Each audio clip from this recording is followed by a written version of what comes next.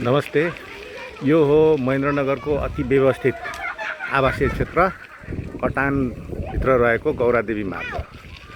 यो मार्ग महेन्द्रनगरको यस्तो दुर्भागी अभागी मार्ग हो जसले विकासको कुनै पनि प्रतिफल पाएको छैन। कटान क्षेत्रकै अर्थात् आवासीय क्षेत्रकै सबै सडकहरू अति व्यवस्थित सडक बत्ती सहित ढल सम्पूर्ण चिज भइसकेको निर्माण भइसके पनि यो क्षेत्रमा भने अहिलेसम्म कुनै किसिमको योजना परेको छैन।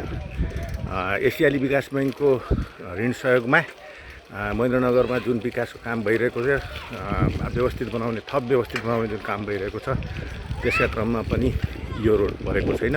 यो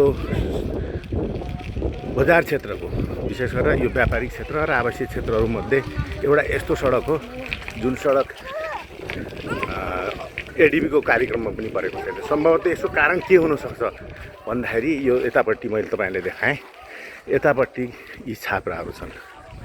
यी छाप्राहरू यहाँका सहरी मजदुरहरू, सहरी भूमिहीनहरू र सहरी गरिबहरू बसेको यो शिविर हो।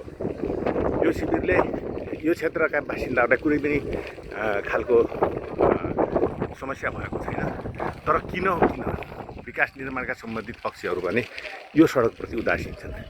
यो सडकलाई नगरको पनि एउटा सडक, यो मुख्य बजार क्षेत्रको एउटा महत्त्वपूर्ण सडकका रूपमा